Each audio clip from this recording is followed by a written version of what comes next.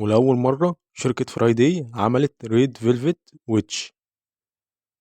وبصراحة أنا متشوق قوي إن أشوف الآيس كريم ده شكله هيبقى عامل إزاي، خصوصا بالطعم الجديد. هو دلوقتي سعر الآيس كريم الويتش بقى عامل 7 جنيه، سواء الكوكيز أو الريد فيلفت. وزي ما انتوا شايفين شكل الآيس كريم جامد جدا. أنا متشوق إن أدوقها بصراحة. وهناكل بقى بسم الله. هو بصراحة طعم الفانيليا زي ما كانت في الآيس كريم الكوكيز، يعني هي نفس الطعم، طعمها جامد برضه حلو.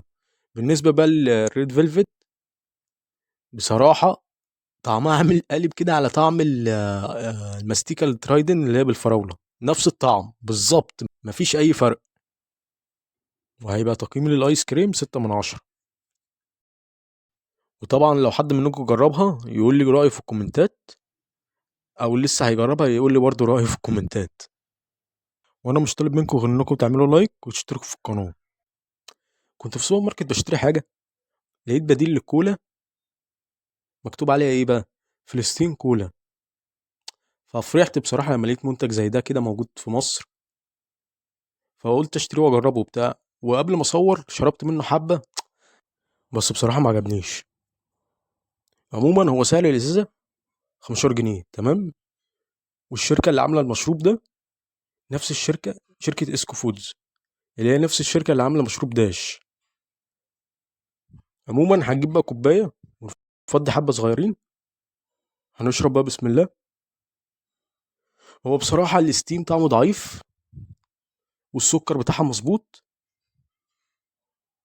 والصودا مش زي كوكاكولا ولا حتى سبيروس باتس. يعني لو دخلناه في مقارنه مع سبيروس باتس وسبيروس باتس كولا واف 7، فالمقارنة بالنسبة لي هتبقى ظالمة بصراحة.